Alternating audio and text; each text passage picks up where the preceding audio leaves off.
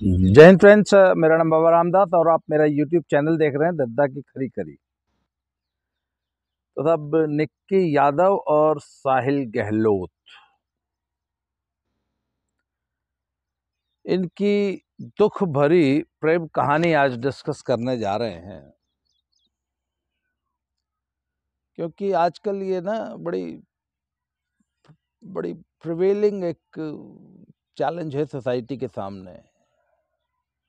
12वीं क्लास का student SSC की पढ़ाई करने अपने घर से माँ बाप से खर्चा लेके दिल्ली जाता है उत्तम नगर में कोचिंग करने। वहाँ 12th क्लास की ही एक और स्टूडेंट से उसकी यारी दोस्ती हो जाती है, फिर दोनों मिलने जुलने लगते हैं और फिर वो लड़की जो है वो निक्की यादव, वो मेडिकल की स्टूडेंट है, मेडिकल की पढ़ाई पढ़ रही है। लड़का जो है एसएससी की तैयारी कर रहा है, घर वालों ने भेजा है कि हमारा छोरा अफसर लगेगा भाई। और तो निश्चित रूप से दोनों बच्चे पढ़ने लिखने में ठीक रहे होंगे, तभी तो भेजा ना पेरेंट्स ने। मतलब अबव एवरेज स्टूडेंट्स थे। तो बच्चे जो है था पढ़ाई लिखाई छोड़ के कमरा साथ लेके लिव इन में रहने लग गए। पिछले 4 साल से लिव इन में रह रहे थे। अब जो उत्तम नगर की कोचिंग छोड़ के लिव इन में रह रहा है और हरिद्वार, ऋषिकेश और मनाली और शिमले घूम रहा है, तो पढ़ाई लिखाई तो क्या हुई होगी ये आप भी अंदाजा लगा सकते हैं, मैं भी अंदाजा लगा सकता हूँ। फिर साहब पुलिस इन्वेस्टिगेशन में ये भी पता लगा कि नहीं, उनकी तो जी 2 साल पहले शादी हो गई थी, पर घर वालों को भाई पसंद नहीं था ये रिश्ता, तो घर वाले जबरदस्ती उसकी शादी कहीं और करना चाहते थे।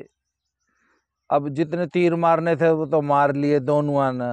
अब सारा सारा फोकस एक ही चीज पे था, प्यार मोहब्बत, लिव इन, शादी, इन चीजों पर।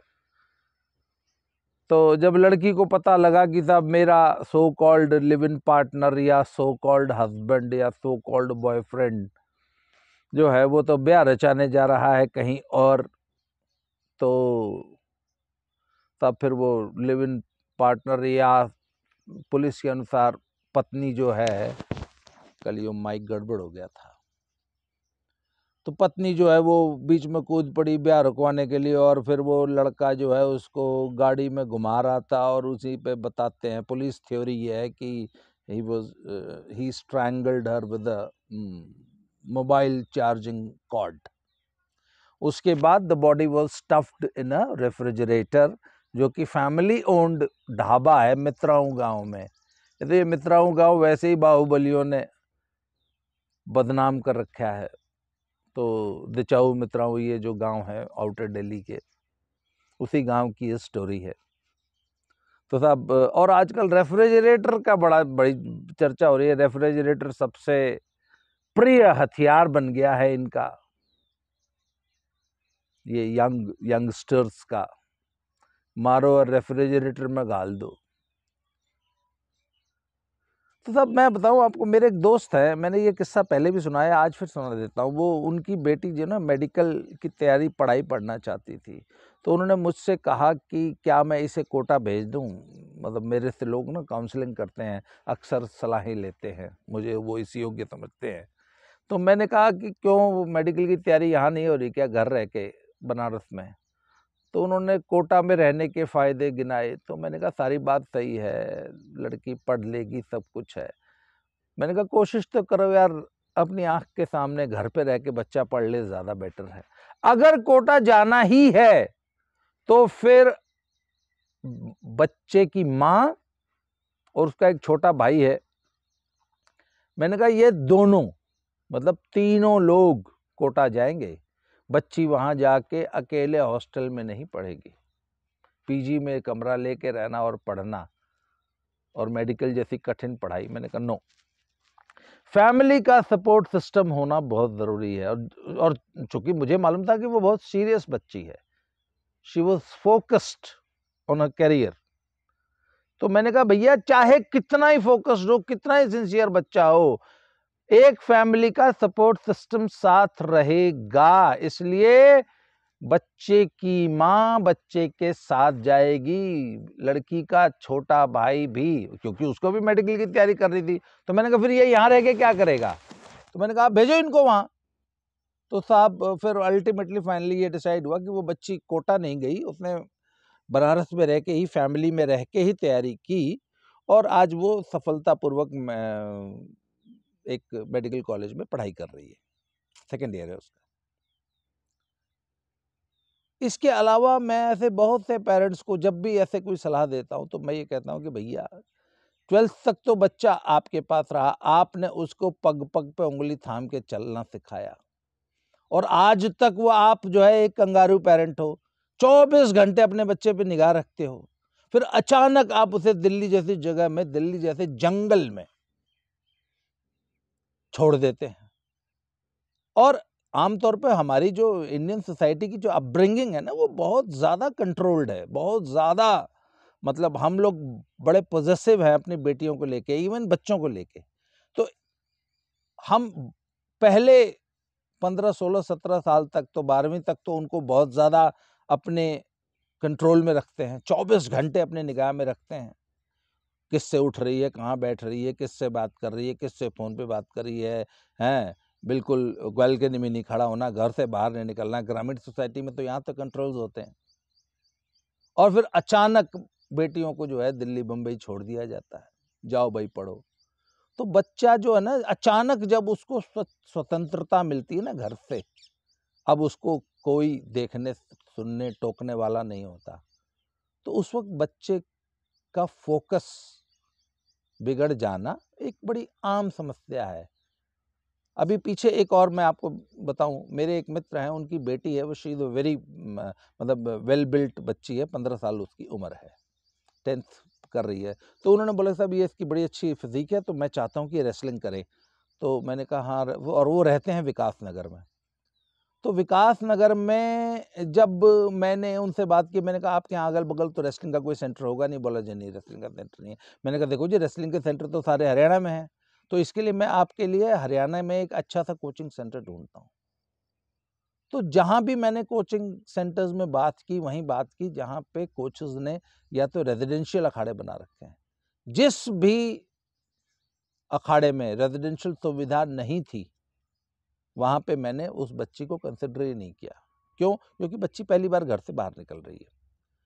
और फाइनली फिर हमने ये डिसाइड किया कि नहीं, बच्ची अगर, क्योंकि बच्ची पढ़ने वाली है, सीबीएसई से उसने 10th किया है, तो मैंने कहा कि नहीं, फिर ऐसी बात होगी तो अखाड़े के पास मदर जो है एक कमरा किराए पे लेके मदर साथ में रहेगी।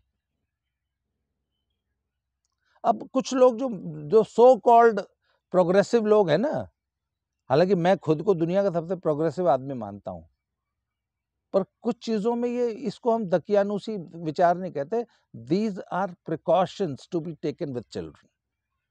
कि साहब पहली बार जब बच्चा, और 17 साल का बच्चा सब बच्चा ही होता है, अभी उसको इतनी अकल नहीं होती, वो अपना भला बुरा नहीं डिसाइड कर पाता, तो पेरेंटल सुपरविजन में ही बच्चे को छोड़िए, या फिर ऐसी जगह छोड़िए, ऐसा हॉस्टल हो जैसे हमारे अखाड़ों में, वहां पे पेरेंटल सुपरविजन कोच का होता है, कोचेस आर देयर जो कि 24 घंटे अखाड़े में रहते हैं और 24 घंटे बच्चों पे निगाह रखते हैं। तो मेरी अपने पेरेंट्स को हमेशा ये सलाह रही कि या तो आपका पेरेंटल सुपरविजन हो, या अदरवाइज कोई पेरेंटल सुपरविजन का मैकेनिज्म हो, जैसा हमारे ज्यादातर रेजिडेंशियल अखाड़ों में होता है।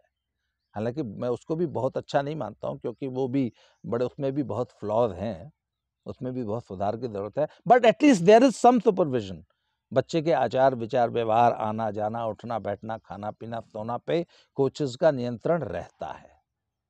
तो साहब निक्की यादव एंड साहिल गहलोत के साथ प्रॉब्लम ये हुई कि उनको उनके पेरेंट्स ने छोड़ दिया, और करियर के प्रति फोकस्ड बिल्कुल नहीं थे। जिंदगी में पहली बार लड़की को लड़का दिखा, लड़के को लड़की दिखी, तो सब पढ़ाई लिखाई, करियर, गोल, फोकस छोड़ के अब जो है श्रीमान जी इश्क लड़ाने लग गए, और जिंदगी इतनी सरल सपाट है नहीं जितनी इन फिल्मों, सीरियल्स और कहानियों में दिखाई जाती है। अब श्रीमान जी, अच्छा, और इस पूरे केस में देखिए ना, एक सबसे जो मतलब विस्मयकारी जो पहलू है वो ये है कि लड़का अपनी so called live in partner, so called Mitra, so called friend का सबसे पहले सुबह चलती गाड़ी में उसको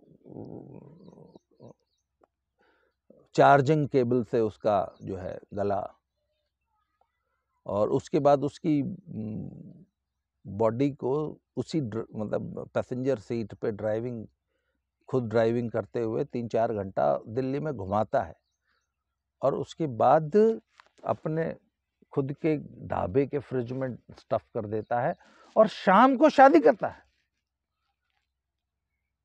मतलब सुबह कुछ हो रहा है और शाम को सब शादी हो रही है।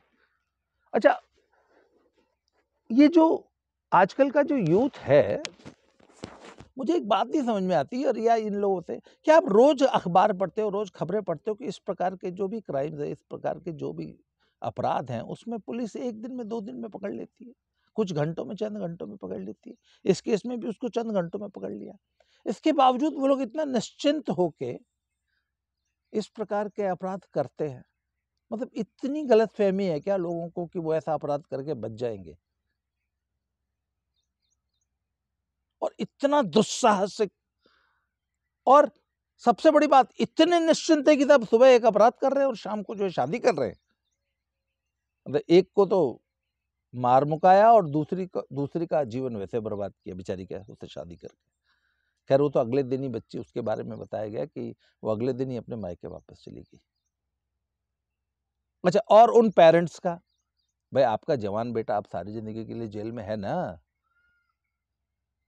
और अच्छी खासी इंटेलिजेंट पढ़ी लिखी बहू आपको मिल रही थी, वो दोनों पिछले 4 साल से साथ रह रहे थे, पर आपकी जिद, वो लड़की शायद यादव है, निक्की यादव, और पेरेंट्स इनके गहलोत में शायद आई थिंक जाट है। तो या whatever may be the caste, we are not concern about caste, but parents के लिए कास्ट या और दूसरे ट्रेट्स इतने ज़्यादा इंपॉर्टेंट हो गए थे कि उन्होंने अपनी बहू अपने मन पसंद की लानी है, और उस चक्कर में बेटे को सारी जिंदगी के लिए जेल भिजवा दिया। तो सब बात यह ना कि ऐसी घटनाओं से हमें क्या सीखना है as a parent, as a society. कुछ लोग होते हैं जो खुद गलतियां करके सीखते हैं, और कुछ लोग होते हैं जो दूसरों की गलतियों से सीखते हैं। तो भैया सबसे समझदारी की बात यह होती है कि दूसरों की गलतियों से सीखो। वो सभी पेरेंट्स, वो सभी ओवर पोजेसिव पेरेंट्स जो 17 साल तक तो कंगारू की थैली की तरह, कंगारू के बच्चे की तरह अपने बच्चों को अपनी गोदी में बिठा के रखते हैं और उंगली छोड़ते नहीं, उंगली पकड़ के चलाते हैं और फिर अचानक छोड़ देते हैं, और फिर वो बच्चे जो हैं दिल्ली में वही काम करते हैं जो निक्की यादव एंड साहिल गहलोत ने किया। तो सर पॉइंट इज, अपने बच्चों को शुरू से एक तो इंडिपेंडेंट बनाइए और उनको अपने बारे में, अपने लक्ष्य के बारे में, अपने करियर के बारे में कॉन्शियस होना सिखाइए, और उनको ये सिखाइए कि जो पहले 25 साल हैं वो ज़िंदगी बनाने के, करियर बनाने के होते हैं, ब्रह्मचर्य आश्रम के होते हैं। यहाँ पर आपको पढ़ना लिखना, मेहनत करनी और अपना करियर बनाना है, और 25 साल के बाद तो भैया फिर सारी जिंदगी गृहस्थ आश्रम में रहना ही है। तो सब ये जो टीचिंग है ना हमारे समाज में, हमारे एजुकेशन सिस्टम में और हमारे सोशल सिस्टम में, ये एब्सेंट है। ना तो हमारा एजुकेशन सिस्टम, ना हमारा सोशल सिस्टम, हमारी सोशल वैल्यूज में से पेरेंट्स ने बच्चों को, आजकल जो ब्रह्मचर्य की बात करता है ना साहब, वो बड़ा दकियानुसी, मतलब उसकी बातों पे लोग हंसते हैं, ये देखो क्या फालतू की बात कर रहा है। और जैसा कि मैंने पिछले एक वीडियो में भी बताया था, brahmacharya is not only abstaining from sex. ब्रह्मचर्य में सेक्स में इंडल्ज न करना, सेक्सुअल एक्टिविटीज में इंडल्ज न करना, ये सिर्फ एक पहलू है। ब्रह्मचर्य के अन्य 100 पहलू हैं, जिसमें सबसे बड़ा पहलू है अपने लक्ष्य की तरफ फोकस्ड होना। अपने लक्ष्य की तरफ इतना फोकस हो जाओ, वो अर्जुन की को चिड़िया की सिर्फ आंख दिखती थी ना, क्योंकि वो अपने लक्ष्य की तरफ इतना फोकस्ड था कि उसको दुनिया में और कोई चीज दिखती ही नहीं थी। और दुनिया में कोई चीज नहीं दिखेगी मतलब सेक्स भी नहीं दिखेगा, क्योंकि सेक्स के लिए तो हमेशा कहा जाता है कि it is not in the body, it is in the mind.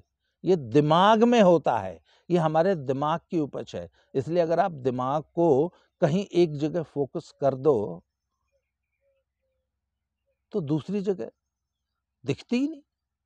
मेरे एक मित्र हैं, वो उन्होंने यूपीएससी क्लियर किया, वो आईएएस है। तो वो अपने उन दिनों की बात बताया करते थे कि मैंने कहा भाई इस एग्ज़ाम में, आईएएस के एग्ज़ाम में लाखों लोग हर साल असफल होते हैं और मात्र 1000 कुछ 1000 1100 800 900 लोग जो ही सक्सेसफुल हो पाते हैं। तो इतने कठिन एग्ज़ाम में आपकी सफलता का सूत्र क्या रहा? और जो दिल्ली का हमारा जो ये आईएएस की तैयारी का जो कोचिंग हब है, ओल्ड राजेंद्र नगर एंड मुखर्जी नगर, ये तो सब कुख्यात है अपनी लफंडरबाजी के लिए। वहाँ तो वहाँ के स्टोरीज भी मैंने बहुत वीडियोस बनाई है, वो आप सुन सकते हैं। तो वहाँ तो कुख्यात है कि लड़के लड़की आते हैं और कमरा बाद में देखते हैं, पहले लिव इन पार्टनर खोजते हैं। तो ऐसे माहौल में जहाँ चारों तरफ सिर्फ और सिर्फ लफंडरबाजी हो रही है, ज्यादातर लोग उसी में लिप्त हैं, लड़के लड़कियां, तो how could you be so focused? तो कहता है कि भाई साहब मुझे ना 1-1.5 साल तक तो मतलब सिवाय अपने उस आईएएस होने के लक्ष्य के कुछ दिखता ही नहीं था। और उन्होंने एक बार बड़ी मजेदार कि एक बार तो मुझे कुछ महीनों बाद मुझे ध्यान आया कि अरे यार मैं कहीं नपुंसक तो नहीं हो गया। यस, ये बात उन्होंने मुझे कही, मुझे एक बार खुद को डर लगा, अरे यार ये क्या हो गया। तो फिर उन्होंने कहा कि क्योंकि मैं अपने लक्ष्य के प्रति इतना फोकस था कि सेक्स जैसी बात मेरे दिमाग में कभी आई ही नहीं, जबकि मैं अपने इर्द गिर्द चारों तरफ लड़के लड़कियों को जो है यही सब करते देखता था। तो दिस इज ब्रह्मचर्य। अगर ब्रह्मचर्य जीवन में आपको कोशिश करके, बहुत ज्यादा प्रयास करके सेक्स से एब्सटेन करना पड़ता है, इसका मतलब अभी आपका फोकस जो है वो है नहीं। जिस दिन आप अपने लक्ष्य के प्रति फोकस्ड हो जाएंगे, आपका इस तरफ ध्यान ही नहीं जाएगा। और निक्की यादव और साहिल गहलोत के केस में उनका सिर्फ एक ही फोकस ही एक था, कोचिंग नगरी में पहुंचते ही पहले दिन ही गर्लफ्रेंड ढूंढ ली पट्टे। आज जेल में है, माँ बाप ने भेजा था बेटा अफसर बनेगा, बेटा जेल में है। तो सर अपने बच्चों को, चाहे वो किसी भी फील्ड का हो, चाहे वो किसी भी फील्ड में कुछ करना चाहता है, अपने बच्चों को ये ट्रेनिंग दीजिए, ये संस्कार दीजिए कि वो ब्रह्मचर्य का पालन करें और अपने लक्ष्य की तरफ फोकस करें, बाकी तो अपने आप सब हो जाएगा। तो ये निक्की यादव और साहिल गहलोत से के इस एपिसोड से हमें ये सीखने की जरूरत है। आज के लिए इस वीडियो में इतना ही, अगले विषय में फिर से मिलते हैं। ये हमारे आश्रम में छोटी मोटी गतिविधियां आप देख रहे होंगे पीछे स्क्रीन में। तो आज के लिए इतना ही, बहुत बहुत धन्यवाद, थैंक यू वेरी मच।